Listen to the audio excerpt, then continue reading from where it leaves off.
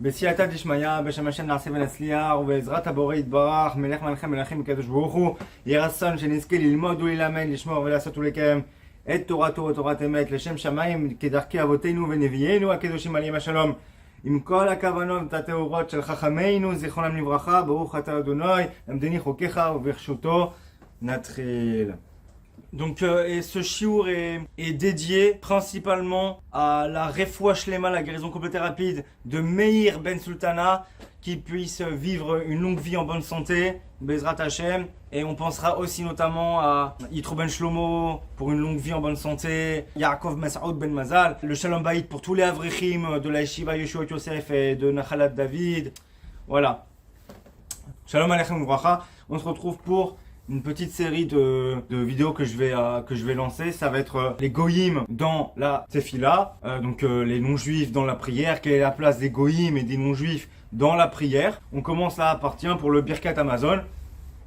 Je vais me baser sur un sidour Ashkenaz Yeke, c'est-à-dire Ashkenaz du minag allemand, Alsace. Globalement, c'est plus ou moins pareil chez les séfarades, on emploie plus ou moins les mêmes termes. On commence avec la première bracha du Birkat Amazon.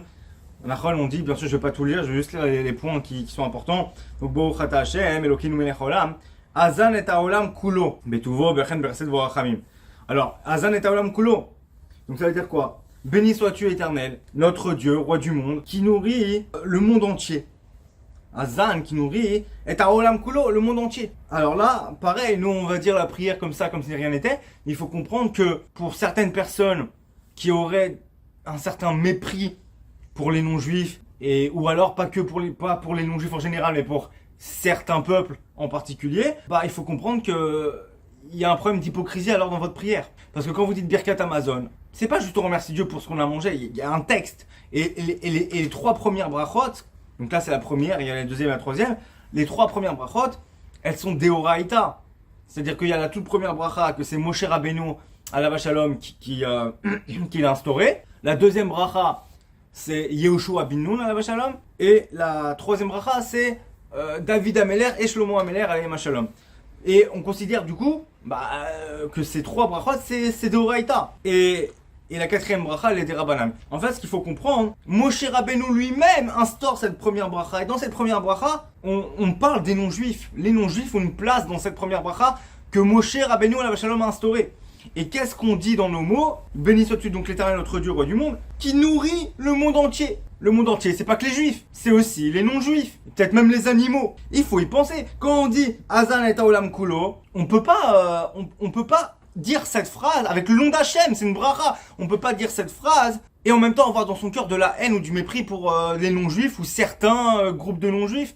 Enfin, certains groupes de non-juifs, oui, parce que les terroristes, c'est un groupe de non-juifs, et on les déteste et on veut qu'ils meurent tous. Mais par exemple, un peuple entier, quelqu'un qui a un mépris, qui déteste, qui a une haine fondée, pas fondée, avec des raisons, pas de raisons, l'homme échané, quelqu'un qui a une haine pour un certain peuple parmi les non-juifs, et qui lit cette phrase avec le nom de Dieu, c'est un hypocrite. Parce que cette personne, tous les jours, elle est en train de maudire tel peuple parmi les non-juifs et qu'il serait bien content qu'ils crèvent tous de faim. Mais à Birkat Amazon, il dit « Béni soit l'Éternel notre Dieu qui nourrit le monde entier ». Il faut savoir, est-ce que toi, quand tu lis ton Birkat Amazon, tu comprends ce que tu dis et tu veux vraiment, tu penses à Dieu tu souhaites et tu pries pour que Dieu il pourvoie à la subsistance du monde entier, y compris du peuple non-juif que tu n'aimes pas, ou t'es un hypocrite. Il faut faire très attention. Dans cette série, on va en parler beaucoup de la place des non-juifs dans la prière et à quel point on est des ignorants, on sait même pas qu'il y a des non-juifs qui sont inclus dans la prière, qu'on prie pour des non-juifs ou qu'on parle de non-juifs dans la prière. Donc soit on est des ignorants, soit on est des hypocrites. C'est-à-dire qu'on n'aime pas les non-juifs et puis on parle du mal toute la journée, on dit Imar Shemam, mais dans la prière on prie pour eux. Il y a une hypocrisie totale. Et je vous rappelle que Hachem, Akadosh Baruch Hu, il a envoyé des prophètes dans le Tanar. Il faut lire le Tanar. Il y a des prophètes ont reproché à Israël l'hypocrisie dans la prière. Des gens qui louaient Dieu par la bouche mais le cœur il n'était pas là. C'est pareil.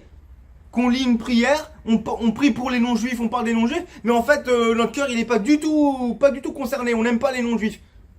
C'est quoi ça? C'est pas de l'hypocrisie. Et Dieu déteste l'hypocrisie. Il a envoyé des prophètes pour ça dans le Tanakh. Quand on prie, limite Dieu préfère que tu pries pas. D'ailleurs, j'ai lu ça. Le kit sur Shulchan Aruch du Rav Shlomo Ganzfried Zatzal, c'est écrit là-bas, bien sûr. Après, normalement, c'est à la Khalima assez, mais après, on va dire que bon, c'est il y a 180 ans. Aujourd'hui, on n'est plus au niveau. Mais théoriquement, il est marqué là-bas dans la halakha. Si on sait qu'on va pas prier avec kavana, avec concentration, avec intention, etc., et ben vaut mieux ne pas prier. Vaut mieux ne pas prier, prie plus tard, mais prie pas, en fait. Vaut mieux ne pas prier que de prier avec hypocrisie. Azan et Olam Kulo Betuvo Bechen Vechesed Urachamim Unoten Lechem Lechol Basar Kilo Olam Chazo. Il donne du pain, donc de la nourriture, du pain, hein, à toute chair. Du pain à tous les hommes, il traduit ici, mais Kol Basar c'est toute chair. Toute chair, ça comprend les goyim, pas que les juifs, les goyim aussi. On va passer, mais c'est important qu'il y ait des points, que vous compreniez, qu'il y a des points où il faut penser. On prie pour les non-juifs. Ou en tout cas, on parle de non-juifs dans la prière, en citant le nom de Dieu. Et là, c'est la première bracha. C'est la première bracha instaurée par Moshe Rabbeinu, la Shalom. Comme quoi, on doit prendre exemple sur nos prophètes, et que nos prophètes, ils pensaient aux non-juifs. C'était pas des égoïstes, et il faut se rendre compte que les goyim ont une place dans ce monde, un but dans ce monde, et au point même qu'on en parle dans notre prière, et qu'on prie pour eux, ou qu'on parle d'eux dans la prière. Souvent en bien, plus en bien qu'en mal au passage, quand on parle d'eux. Toujours donc la première bracha, qui ou elzan ou farnes la colle ou métive la colle, car Dieu, il pourvoit aux besoins et à la subsistance de la colle de tous, ou métive la colle, et il est bon avec tous. Il est bienfaisant avec tous. C'est important, c'est un petit mot, la colle, 3 lettres, la colle. On dit ça comme ça, on se rend même pas compte qu'en fait, quand vous dites ça, vous êtes en train de dire que Dieu pourvoit aux besoins, à la subsistance de tous. Tous, c'est qui tous la colle? C'est juifs et non juifs. Et peut-être même les animaux. À ce moment-là, imaginez encore une fois, la personne, soit elle est ignorante et c'est dommage. Du coup, maintenant vous savez qu'il y a des non juifs dans la prière. Donc les ignorants, c'est pas très grave. Ils sont ignorants, ils savent pas, et maintenant vous savez. Mais il y a des gens qui sont hypocrites, et c'est ça le problème. Des gens qui toute la journée ils vont dire il marche mal, mais là dans l'après ils vont dire mais t'es mes frères la colle, mais tu veux la colle. Mais t'es un hypocrite, tu sais même pas ce que tu veux.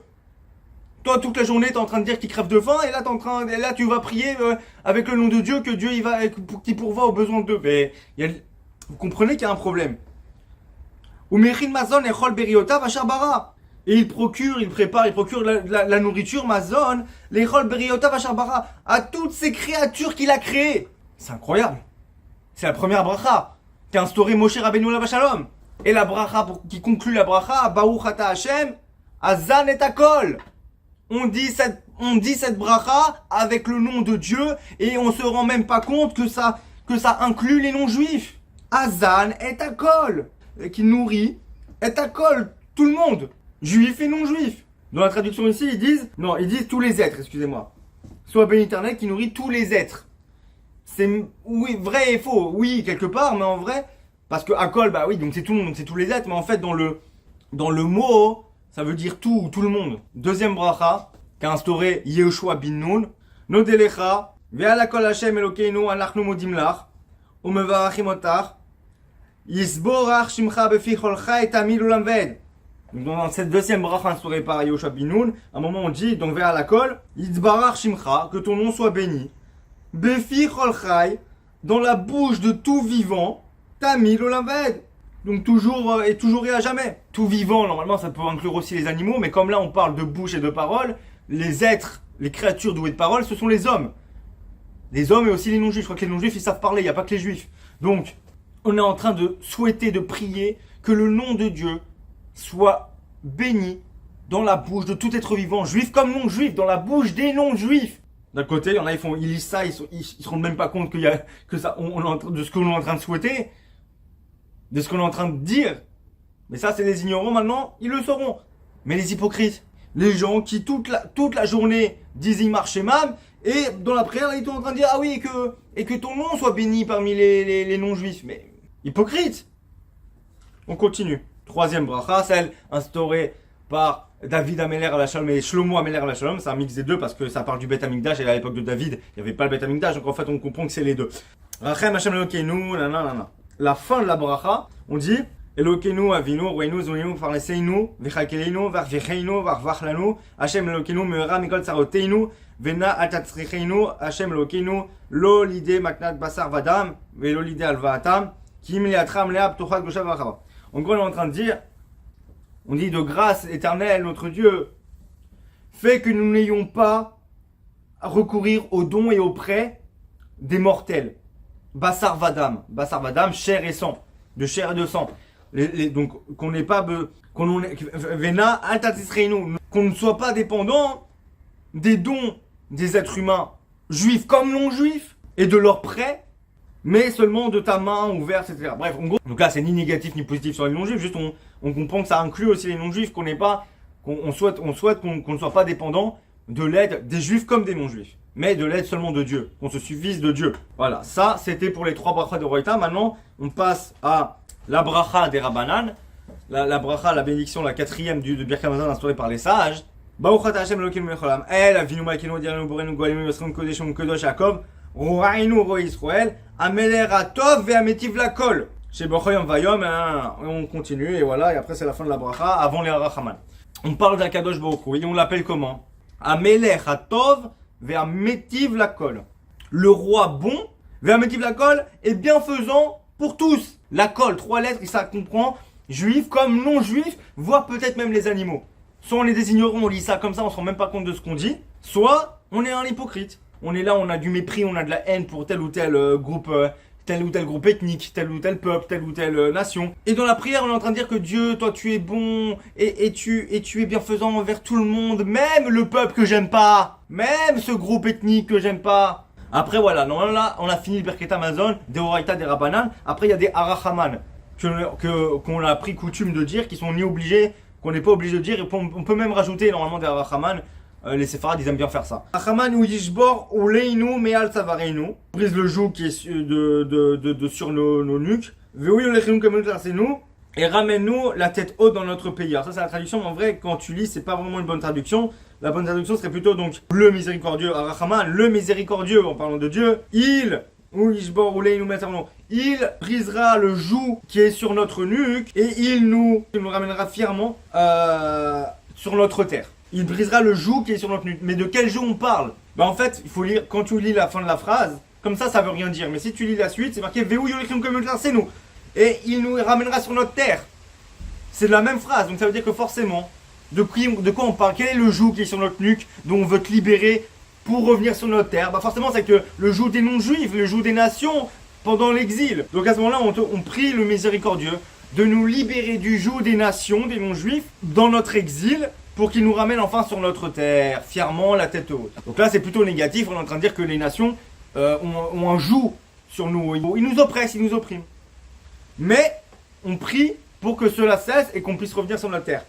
Encore une fois, ça c'est pas une revendication de haine, c'est pas une raison pour détester les non-juifs et les nations. Ça c'est juste une prière où pour ceux, parce que déjà il y a plein de non-juifs qui vivent très bien en exil, hein, d'accord? Donc faut pas non plus, voilà. Mais, enfin, d'un côté c'est triste parce que on devrait vivre bien sur notre terre et pas en exil. Mais l'exil, c'est comme ça, c'est voulu par Dieu. Il y a des gens qui vivent très bien en exil et des non-juifs, des centaines de millions de non-juifs qui sont très gentils et très bien avec les juifs et il n'y a pas de problème. Il faut le dire, il faut pas non plus faire, voilà. Mais il y a des juifs qui souffrent en exil et qui ont le joug de la nation dans laquelle ils vivent sur eux. Et à ce moment-là, on prie dans le Birkat Hamazon, à ce moment-là, hein, on demande au miséricordieux de nous libérer du joug des nations pour nous ramener sur la terre. Ensuite, dans la Harachaman, au moment, vous savez, on prie pour, selon si les enfants à la table de leurs parents, ou si on est le chef de famille chez lui, ou l'épouse chez elle, ou qu'on est invité chez quelqu'un, ou quand il y a de nombreuses personnes. Et il faut comprendre que quand on est quelqu'un on est invité, alors quand il va dire un moment dans les Harachaman, il dit Harachaman ou Yevarer. Donc le miséricordieux bénira, ou voilà, ou au miséricordieux béni, ça dépend comment ils le traduisent. Et Rav Baal Habayit ou et Baal Habayit, donc le maître de cette maison, Oto, Vet Ishto, lui et sa femme, Vet Beito, Vet Zaro et sa maison et sa descendance, ses enfants, Vet Kol Asharlo et tout ce qui lui appartient. Il faut comprendre que cette bracha, c'est même lorsque l'hôte est goy, non-juif. On est invité à manger chez des non-juifs qui ont préparé, qui ont acheté de la charcuterie cachère, fermée, tamponnée, qui ont acheté voilà, que des aliments cachers et qu'on a le droit de manger, qu'on a le droit de consommer, qui sont totalement cachers, qui sont voilà, etc. Et on est invité chez eux, chez des non-juifs. Et à ce moment-là, dans le Birkat Hamazon, après le repas qu'on fera Birkat Hamazon nous, on reste un invité chez un autre, chez un autre. Donc il est normal de prier, de bénir l'autre. Comme on le ferait avec un juif, et ben il faut aussi le faire avec un non-juif. Parce que pourquoi? Il n'y a aucun interdit de bénir un non-juif. Je répète, il n'y a aucun interdit ilchatique dans la halakha de bénir un non-juif. C'est même conseillé parce que des fois ça fait kiddush Hashem. Et puis même c'est légitime, c'est de la karatatov. Vous savez que la karatatov, la reconnaissance, c'est pas que envers des juifs, c'est aussi envers des non-juifs. La preuve en est, Moshe Rabbeinu alav shalom avait de la karatatov, de la reconnaissance envers les Midianites, le peuple de Midian. Au point où même Dieu, quand il a ordonné dans la Torah aux enfants d'Israël d'aller tuer les Midianites, de les massacrer, Moshe Rabbeinu lui-même alav shalom ne pouvait pas accomplir la parole de Dieu, le commandement divin. Pourquoi? Il a dit parce que j'ai à Karatatov, j'ai de la reconnaissance envers les Midianites quand je me suis enfui d'Égypte, qui m'ont accueilli, qui m'ont nourri, etc., etc. Pourtant, c'est pas tous les Midianites, c'est la famille d'Yitro, c'est pas tous les Midianites. Et ben même, une famille parmi tout un peuple a accueilli ce juif, a accueilli Moshe Rabbeinu. Et ben Moshe Rabbeinu, après, quand Dieu ordonne de massacrer ce peuple, il peut pas. Parce qu'une famille parmi ce peuple l'a accueilli, l'a nourri, etc.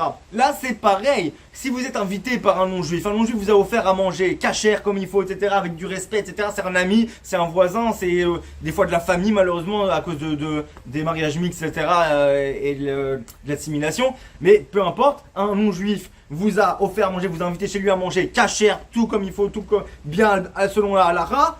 Vous avez le devoir par reconnaissance de le bénir, comme vous auriez béni dans le Birkat Hamazon un juif. Et vous prierez, et vous direz, Achama Yivorer, miséricordieux, bénis le maître de maison, ce goy là, bénis-le, lui, sa famille, sa femme, ses enfants, et toute sa maison, et tout ce qui lui appartient. Et j'ai demandé à un avrech ici, qui m'a dit même que tu peux rajouter des Rachaman pour lui. Et que tu aies une bonne parnassa et une longue vie, tu peux rajouter. Pareil quand on est dans une nombreuse assistance. Par exemple, on est invité à manger un juif qui organise une séouda, une grande séouda, et il y a des non-juifs qui viennent aussi, par exemple des blés noirs, des guertoshav, des guéretoshav, des non-juifs qui habitent la terre d'Israël, etc. Des blés noirs, des noachites qui viennent aussi avec les juifs, et tout le monde est dans la séouda. Il y a des juifs et des non-juifs. À ce moment-là, il y a marqué ici, par exemple, quand il y a en présence d'une nombreuse assistance, on dit, donc Achman Vorer, et kol hamesubim kan.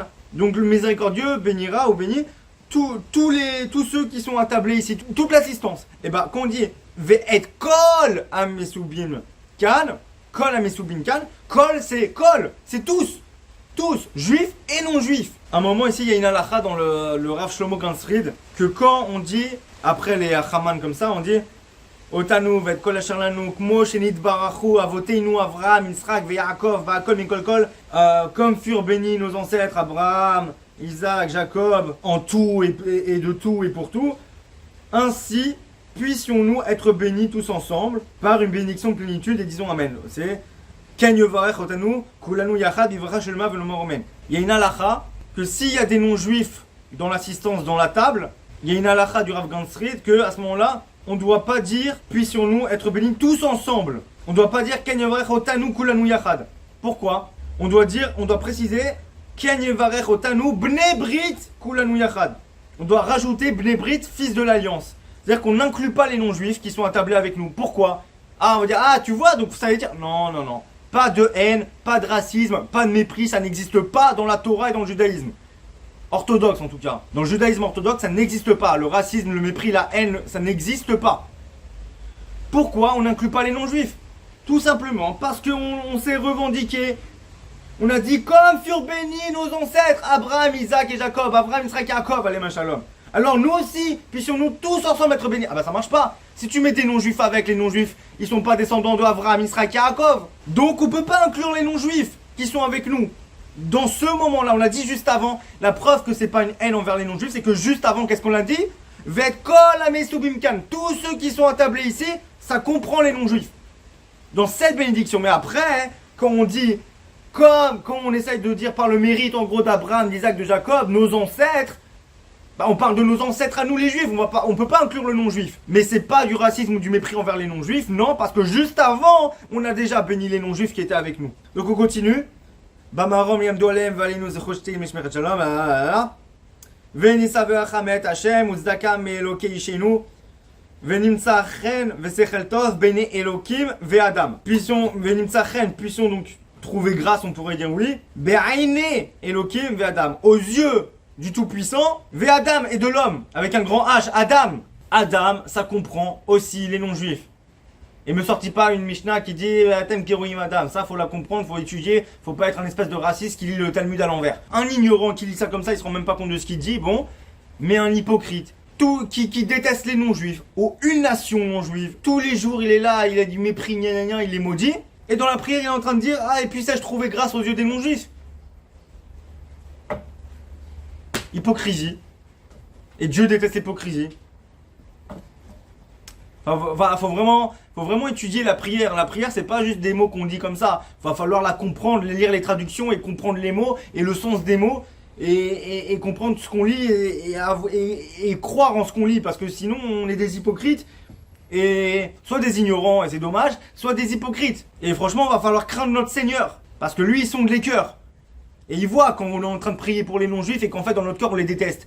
Et ça marche pas parce que Dieu, il aime toutes ses créatures et on va le voir après. Il est miséricordieux envers toutes ses créatures. Encore dans le Birkat Amazon, et on va finir avec ça. Mais à un moment, on dit un truc que tout, même les Séfarades, sauf que les Séfarades, ils le disent au début du Birkat Amazon, les Ashkenazes le disent à la fin du Birkat Amazon.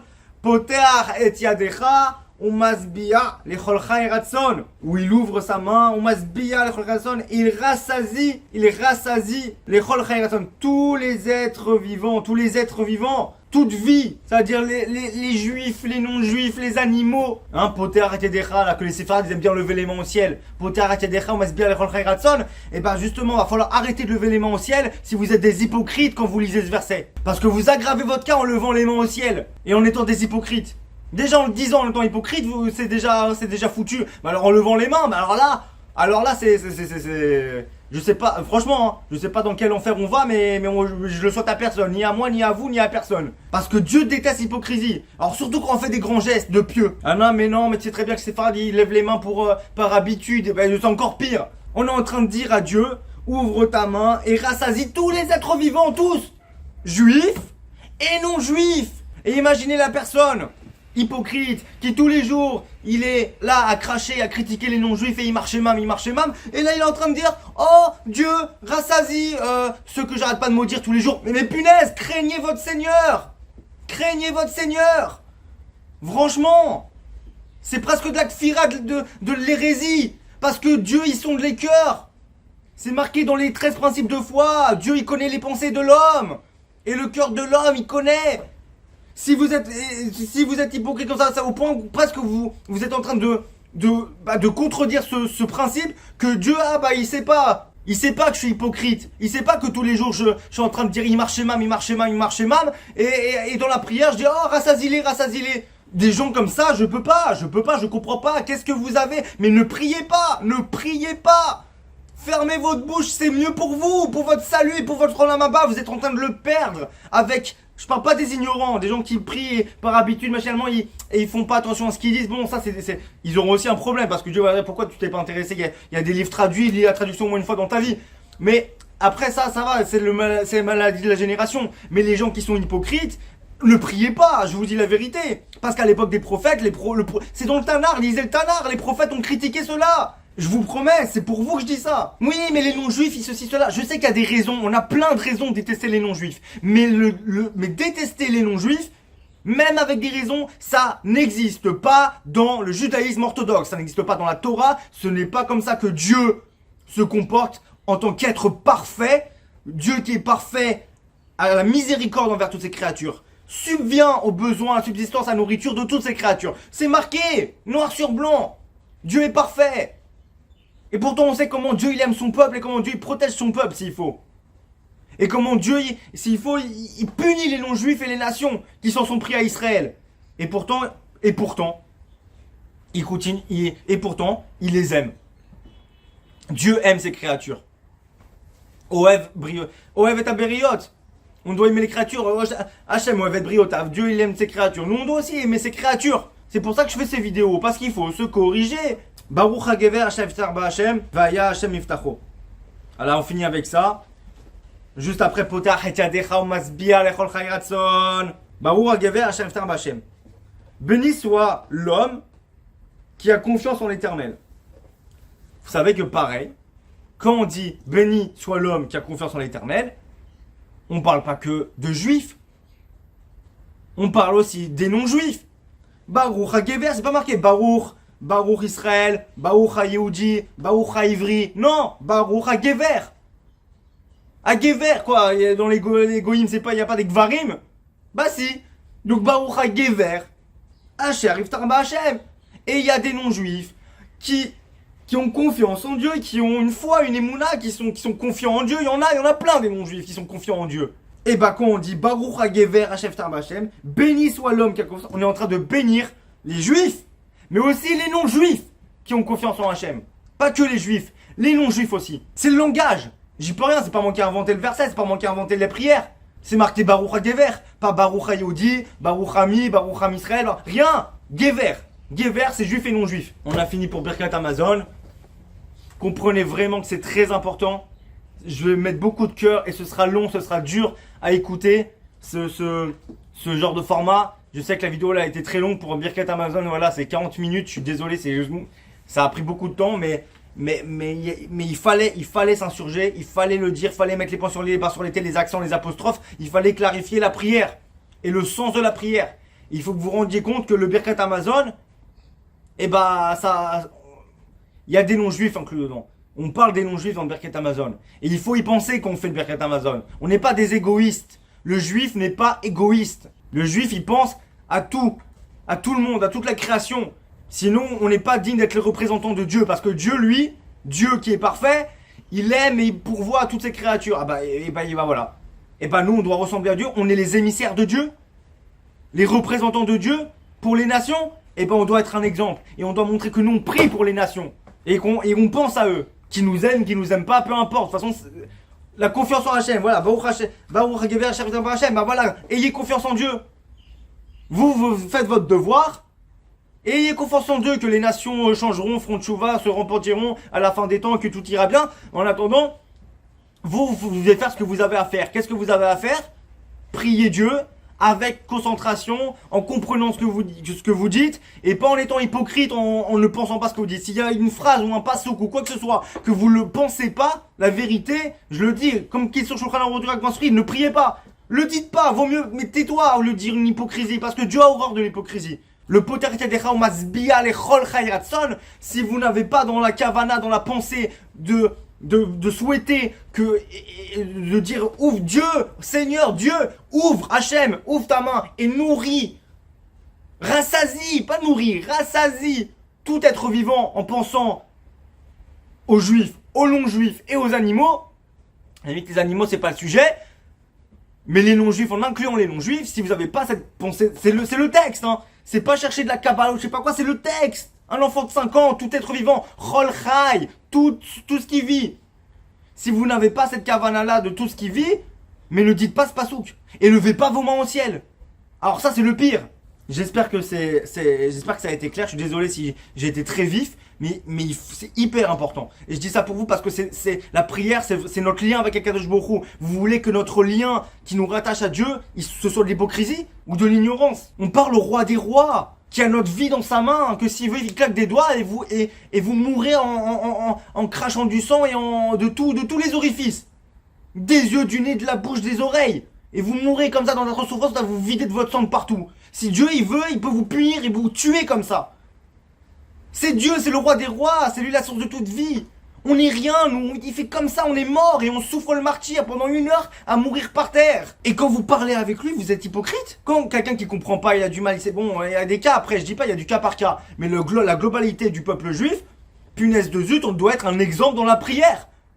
C'est pas les goïms qui doivent vous apprendre la prière et c'est quoi de se prosterner devant Dieu en étant soumis ou d'avoir de réciter plein de psaumes pour l'amour de Dieu. C'est comme les chrétiens, non. C'est pas à eux de nous apprendre la prière.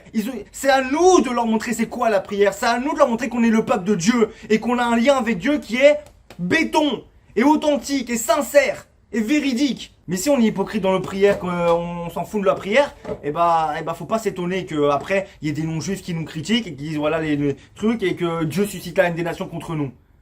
N'oubliez pas que Dieu déteste l'hypocrisie. C'est dans le Tanakh. C'est dans le Tanakh. Il a envoyé un prophète pour ça. pour critiquer le peuple de l'hypocrisie. Des mots qui sortent de nos bouches quand nos cœurs y suit pas. Il a horreur de ça. Dieu, il préfère qu'on se taise. Tais-toi, ne prie pas. Je veux pas ta prière. J'en veux pas. Tais-toi. Tu m'énerves quand tu parles et que tu penses pas ce que tu dis. Bon, alors Bezrat Hashem, qu'on se renforce dans la prière, qu'on se renforce dans nos midotes. Et moi, comme vous, comme tout, vous voyez, moi j'ai des problèmes de colère ou de frustration, de susceptibilité, je sais pas, je suis quelqu'un de très sensible et quand un sujet me tient à cœur, bah vous voyez souvent que je mets de l'énergie et des fois je vais un peu trop loin, je suis désolé, moi aussi je dois me corriger, je suis pas parfait, mais justement que Dieu nous aide tous à nous corriger dans nos midotes, dans nos traits de caractère, pour qu'on soit dans la prière sincère, honnête avec Dieu. Baruch Adonai Olam, Amen, Amen.